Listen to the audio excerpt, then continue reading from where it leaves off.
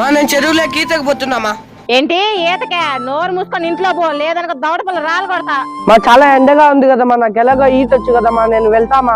రే నా దగ్గర ఎక్కువ మాట్లాడొద్దు, నోరు మూసుకొని ఇంట్లోకి పోరా. ఈతకు పోతారంట ఈతకి. ఏమమ్మో నన్ను ఆడికి పంపిరు గాని.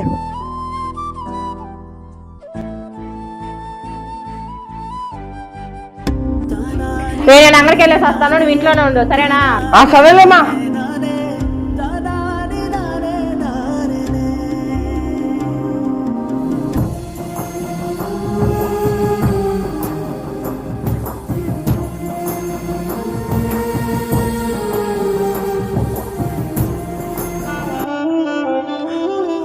రే యశ్వంత్, రే.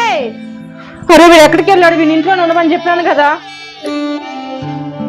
అయ్యో వీడు ఎక్కడికి వెళ్ళి ఉంటాడబ్బా.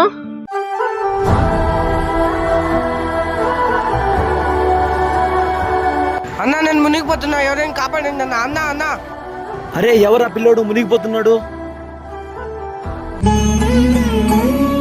అరే నీకు కొంచెమైనా బుద్ధి ఉందా? ఎవరు దొంగమని నిన్ను ఇక్కడ? నా సారీ అన్న, తెలియక చేశా.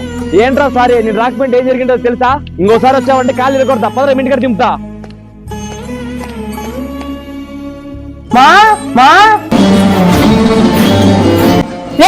చెప్పండి ఎక్కడికి వెళ్ళారా నువ్వు? ఏందమ్మా నీకు కొంచెమైనా బుద్ధి ఉందా? నీ కొడుకుని ఈత పంపిస్తావా? అక్కడ నేను ఉన్నాను కాబట్టి సరిపోయింది, లేకపోతే ఏం జరిగిందో తెలుసా? తమ్ముడు నేను వెళ్ళొద్దనే చెప్పిన తమ్ముడు, నా తెలియకుండా వాడు వెళ్ళిపోయిండు.